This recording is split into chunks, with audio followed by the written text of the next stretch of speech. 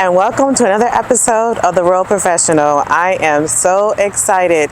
One, we are doing this live on location, going to interview my guest in action. Two, we are about to embark in something that we all enjoy eating.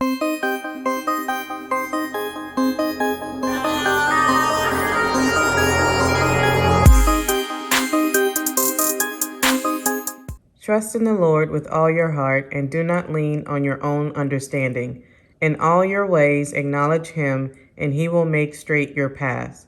Proverbs 3:5-6, English Standard Version. Welcome to another episode of The Real Professional. I am Rokia, also known as MsQueenRo. I am a brand strategist and owner of Royal Consulting. If you want to learn more about me and my business, be sure to look at the description box below. It will tell you everything, but enough about me. I am truly excited because I am on location at the fuel station with my guest, Chef John. Let me tell you how I met him, Royals. I'm so an introvert, but I took myself out of my comfort zone and I attended a networking event. It was, well, maybe not a networking event. It was more like a pitch type thing, right? Pitch competition. A pitch competition with, shout out to the Boost Pad. I actually was a part of the Boost Pad when it first came out, and they invited alumni to come and just kind of watch and be part of the judging process for the candidates. When I heard Chef John's, I was like, I hope he wins, I hope he wins, I hope he wins. His was like so authentic, it was genuine, and not to mention he already has like a great business plan already in place. He's already an established entrepreneur, but you never know, right? The judges have their own criteria. Well, lo and behold, he was one of the finalists in the end, and congratulations to you because you won $5,000 towards your business. Correct. Thank you. I am going to actually let him tell his story. He can tell it better than I can, but Chef John, thank you so much for being a part of our guest for The Real Professional. My pleasure. Thank you for having me. All right. Tell your story. How did you get started? Well, I got started kind of a long story, but I'll make it short, by cooking for a lot of different people when I was younger. I just loved entrepreneurship in general. And so basically what we did was we started selling sandwiches at 12 years old in the neighborhood. That started to go well, then we went to like snacky cakes at school and stuff like that. And so, then you went on the journey of life, played sports in high school, thought that what you was gonna do going forward. Oh, what did you play? Basketball, football, okay. Everything really. Then you realize you get older that's not gonna be your journey, right? No. Everybody doesn't make it to the NFL, the NBA. So to make a long story short, I ended up moving to Atlanta, Georgia, and started a kids foundation, and that was cool, but it wasn't. Yeah. It wasn't gonna pay the bills. Basically, it was a nonprofit organization. Right. It wasn't gonna make any money. So, ended up moving back to North Carolina in 2016. Started Uncle Jack's Barbecue Shack, with a catering company, which is now currently Miller's Catering Company. Nice. And off of that, we've extended into having a fuel station as well as doing Taco Tuesday at Love in Action Cafe, and we're just growing from there. Well, we're going to get a little bit more into how the fuel station came into about, how you acquired some of these contracts, because it's like that's neat in itself. But the title of this episode is to go from a hobby to actually turning it into a business. I come across a lot of entrepreneurs. I mean, that's who I work with as clients, and their story and how they turn their idea into a business is sometimes extraordinary. And some of them knew they wanted to be entrepreneurs. Some of them were just like, that's why they hired me to help them move them forward. Right. But for you, like, how did that become to like, I'm just gonna not just keep selling stuff around the neighborhood or food around the neighborhood. I'm actually gonna turn this into a legit business. Well, I think for me it was just I started doing it on the side, just as a hobby, just as a hustle, and then the demand became so high that you just had to turn it into a business. And so that's what we had to do, and you had to learn the business aspects of everything and how that works and how do you make money and how do you purchase and make profits and things of that nature. But I think the key for me was, as a youngster, I had a guy come and talk, Mr. Daryl Bago, when I was in school, and he talked about entrepreneurship. I never knew what the word meant, didn't know how to spell it, none of that. But I always knew that was something I was interested in. And that's so cool, the fact that somebody came into the school, because honestly, okay, side note, my daughter is going to 6th grade next year, and one of the schools that we're trying to make sure she gets into is that they have a program for entrepreneurship. It's not really for 6th graders, but when she gets into the 8th grade, she'll get there. But that's so funny because when I was growing up, probably when you were growing up, there was nothing for entrepreneur. You went to get your college degree, or you go straight to a trade school or some type of just work and just call it a day. But now they actually have, some schools have programs where you can actually gain skills to become an entrepreneur. Yeah, and when we had our Kids Foundation in Atlanta, that was big for us. That's we had great. Entrepreneurship training program. So that'd be great if your daughter can get into that, because that's huge. Oh, she wants to. She already's had her little businesses. She sold bracelets. She sold skincare. She had to fire everybody, but You have to do that sometimes. she did. I was like, Reagan, you already fired? She's like, yeah, they wasn't doing their job. I was like, okay, excuse me. Well, cool. All right, well, let's talk about your startup phase, though, because that can be like a lot of work for beginner entrepreneurs. How did yours go? Well, it kind of went well for the catering company, because the good thing about catering and why I chose it initially to start out was that you don't have to spend any money till you make it. So you're never really taking a loss if you do your purchasing right and things of that nature. So, but it is a challenge to get new clients. You know, you're new on the block, nobody knows who you are. Why should I hire you? You know, they're going with more experienced people that have more advertising dollars and things of that nature. So really, the startup phase is really about the hustle, the grind, you know, doing giveaways, letting people know like you're good at what you do, you know, and promoting yourself and your business. What was probably the main activity you did? Because eventually referrals happen too, customer referrals. Yeah, word of mouth marketing is the best marketing I mean you can get. But I feel like that was probably the biggest thing, is just continuing to grind it out. See, most people quit in the early phase because it doesn't They get pan out. discouraged. Right, yeah. Oh, the first month went by, I didn't get any sales, you know. That's not going to happen. That's not realistic. You know? You're not going to go from your startup phase to $1 million overnight. You have to continuously grind, push, and then eventually, if you're really good at what you do and you really are personable and know how to take care of people, then you know it will catch on. Perfect. Yeah.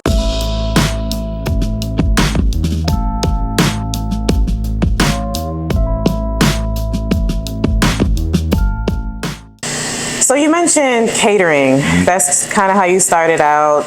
How did you go from catering to actually selling a product? Because you have a barbecue sauce, right? And by the way, Royals, I have tasted his barbecue sauce. That's one thing he did give me as a gift at the night of the pitch night. And I don't even really like barbecue sauce like that. Like, seriously, I don't like, But his is like so flavorful. It's like you don't have to add anything to it. And I know that's one thing that you said at that night was just like, I want to make a sauce that people don't have to add anything to, like spaghetti or anything like that. Right. So how did you go to a product? Well, honestly, doing catering, you know, a lot of things that we used to do are like a lot of smoked foods and things of that nature. So there wasn't a product that really paired with our food the way we felt it should. So I started working on a recipe, and it was hit or miss until we finally hit it on the head.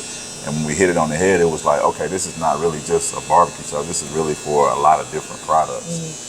And so that's really how we developed the product. And it was mainly for our foods starting out. But as we would give it to people when we do catering orders, people were like, where can I get the sauce? Yeah. And that's what they do like at Olive Garden. They have, Olive Garden sells like their own, what is salad it? The salad dressing and stuff. So why not? Yeah, that's exactly how it started. It makes sense. Yeah. And that's also spreading brand awareness as well. Yeah. Because, you know, I am a brand strategist. So I'm always looking at ways to like, how does a brand expand or scale up? And that's one great way of doing it.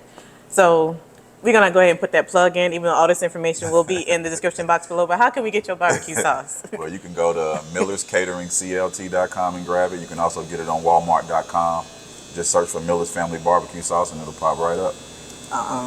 Thank you very much. And make sure you go ahead and get it. And send me a DM on Instagram and let me know that you got it. Tag me as well so that I can repost for him. Yes, do that. Do all of that. So when does a person know they need to turn their idea or hobby into a business? When does that feeling come in? And you can give your story as well.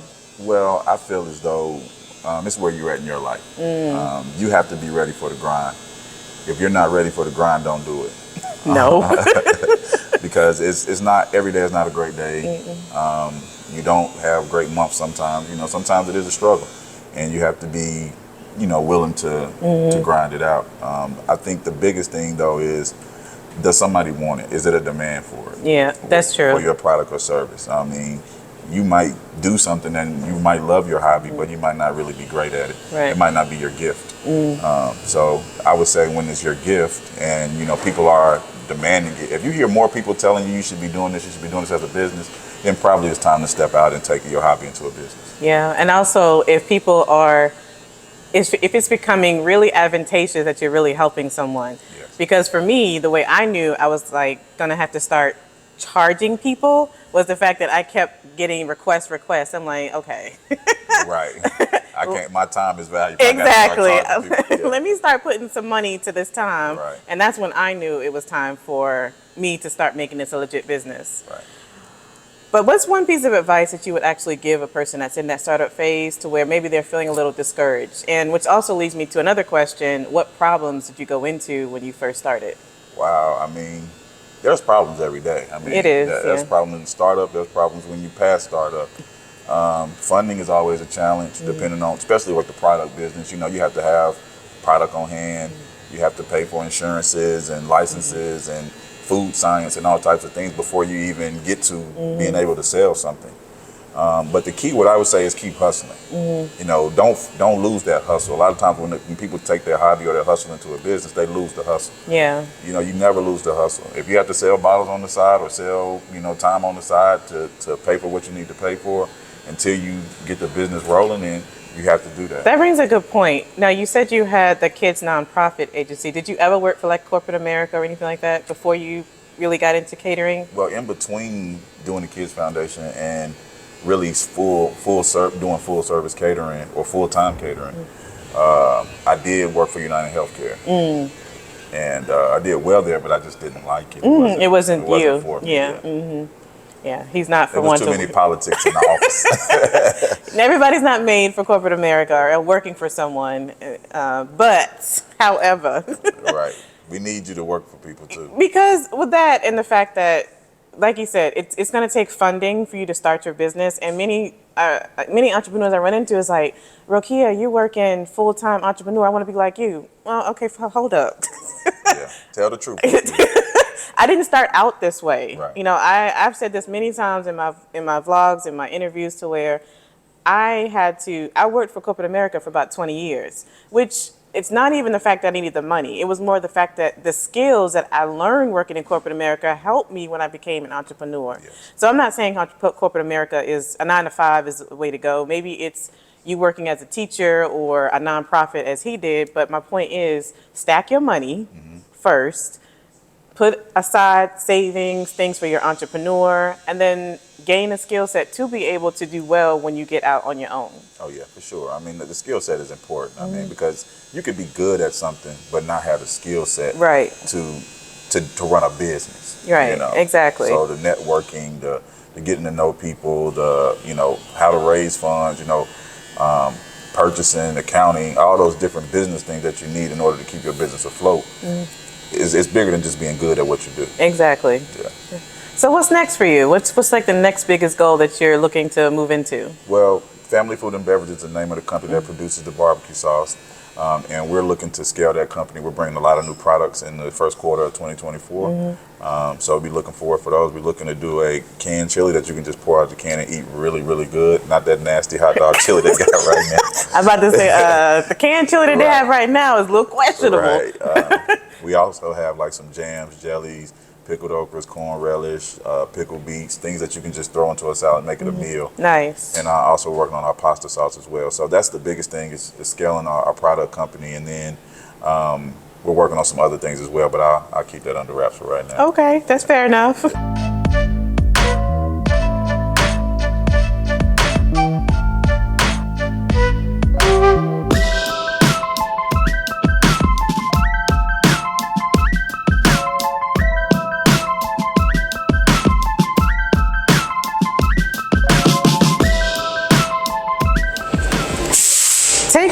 explain a day at the fuel station.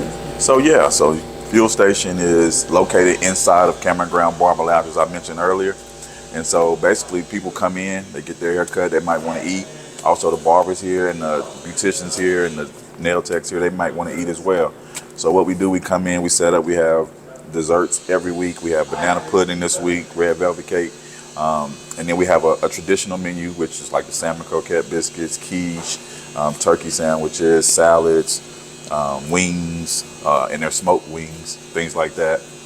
And then we have like specials. So we have a little whiteboard here, and the whiteboard kind of tells you what's on the menu for the week and if there's anything special on the menu. And so people can either take food with them to go, or they'll ask us to warm it up here. So it has to be pre-packaged. Since it's a barbershop, we don't want nobody to think it's hair or nothing getting in anybody's food. All the products are pre-packaged. And if you want us to warm it up for you to eat here, then we can do that after you purchase it. But other than that, you can just come and pick up food and take it to go with you. So that's a typical day here at the fuel station. So you get customers that's not even customers of the barbershop or the shop itself? Yeah, sometimes people just pop in just to get food for sure. Nice. Yeah. Who was your motivation? That's one thing that you did talk about when we at pitch night, was like family was the core of what started. I want you to talk a little bit about that. Well, yeah, I mean, my motivation is my family. My mom, she was the one that really got me interested in cooking. It's funny because people always ask me, did she teach me how to cook? And I'm like, no, Ooh. She didn't. But she was the one that, her food was so good that it made me want to have food like that when I got older. Nice. So that's really what got me into cooking, was I'll go to places and I can't find what I'm looking for. I don't want it to taste like this, I want it to taste like this. So I had to learn how to make it taste how I want it to taste. And so that was really my inspiration as far as getting started into cooking. In business, it's just my family in general. Just wanted to really have a lifestyle that I want to have. Even if it's not necessarily about the money per se, I can set my own schedule, or I wake up when I want to, depending on what my schedule is for that day.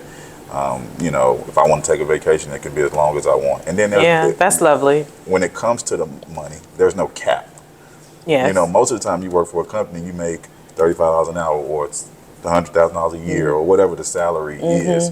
When you work for yourself, there's no cap. As long as you put the work into it, though. Right. But I mean, there's no floor either. Yeah.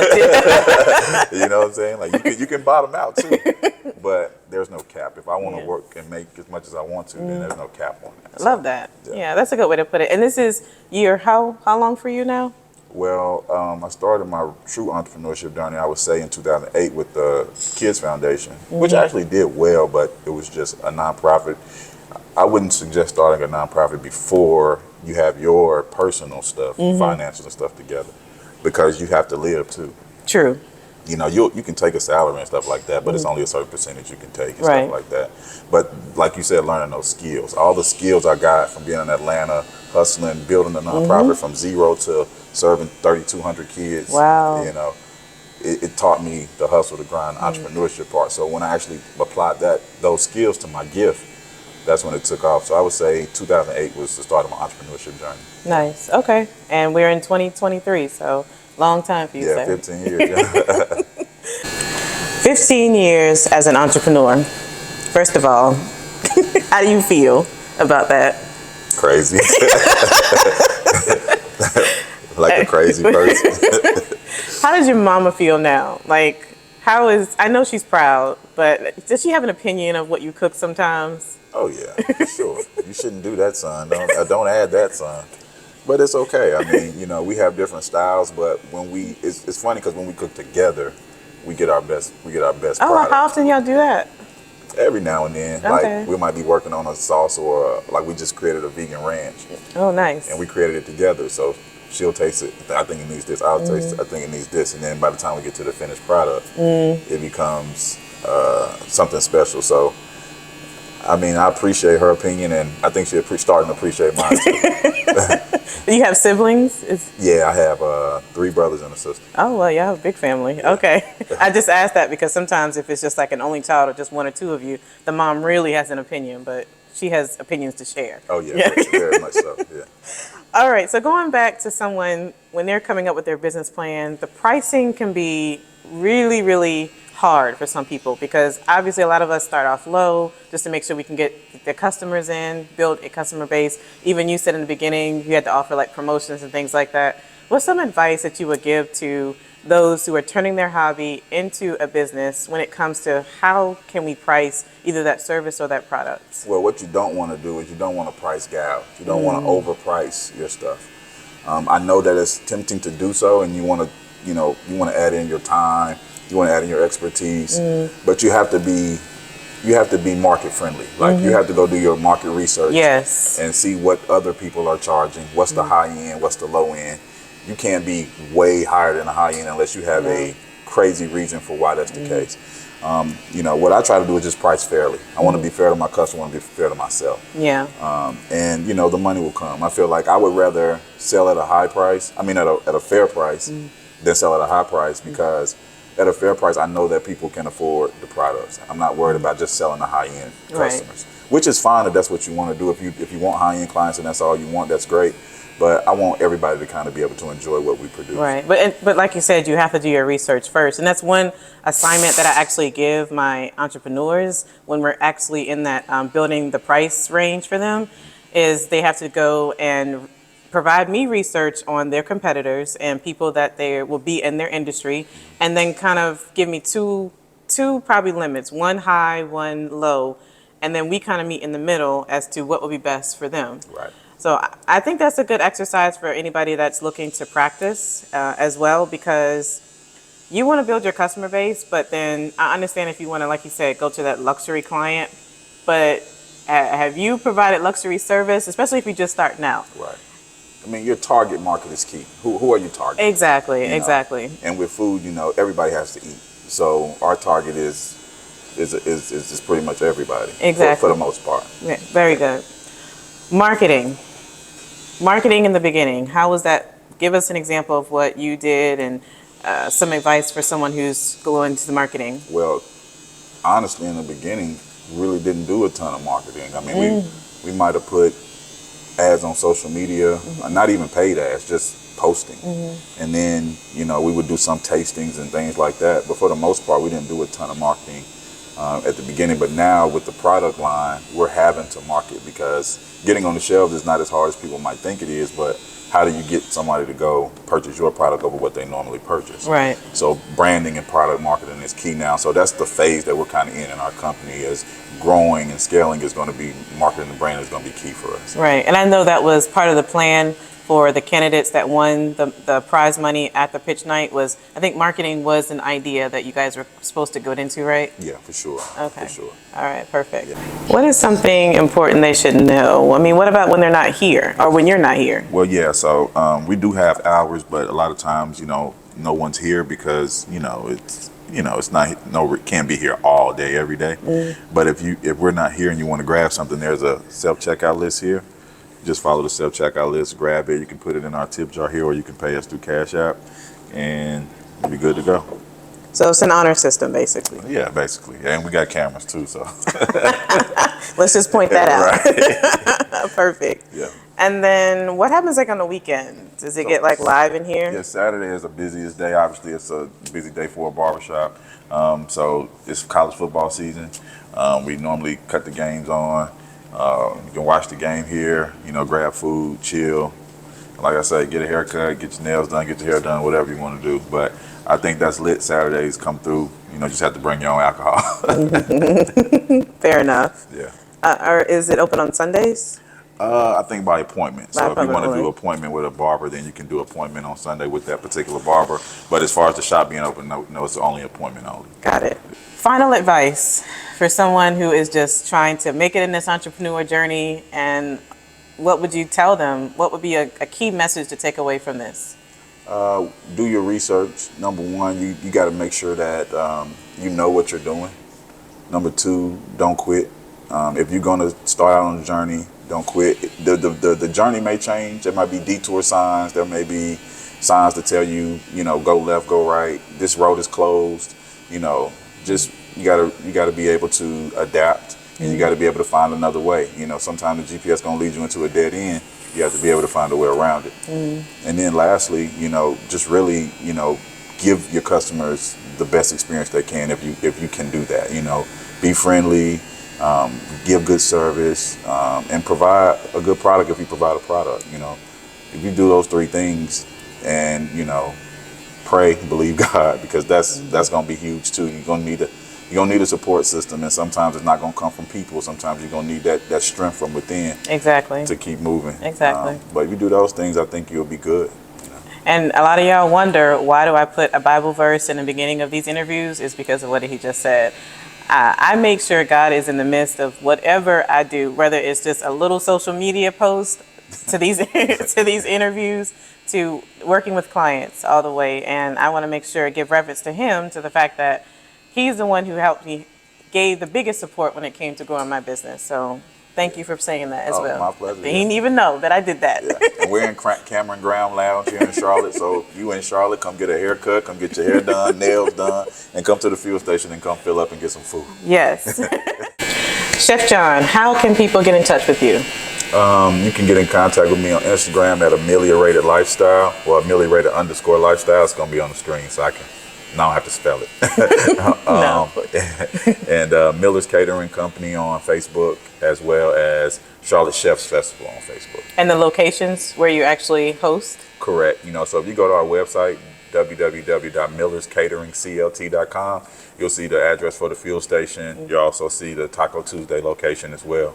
And you'll see every time that we set up at a different place, or if we're having an event or Chef's Festival information, and how you can purchase sauce. Everything is on the website. Perfect. And don't be confused like me, because I walked up to a barbershop and I was like, Chef, is this the right location? Because I'm at a barbershop right now. It's crazy because we're doing like quiche out of here, like red velvet cake, cheesecake, like salmon croquette biscuits. Like, this is not like, you're not just gonna come here and get a bag of potato chips, right? Yeah.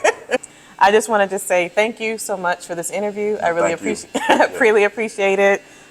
I know I was shy to ask you in the beginning, but I appreciate you saying yes. So thank you so much. I appreciate you asking. So in the midst, please make sure you comment, like, subscribe. If we showed any value to this, which I know we did. Yeah, your thumbs is not broken. You know, people be acting like their thumbs broken. I They don't know how to hit right. like. You don't watch the whole video and you still ain't hit like. Thank you. What are you doing? Thank you. And don't forget to share. I mean, like, this is really valuable information. I know you know at least one person going through an entrepreneur journey that this can help them. So share this video to them. And we appreciate all the love. So thank you again. Thank y'all. All right.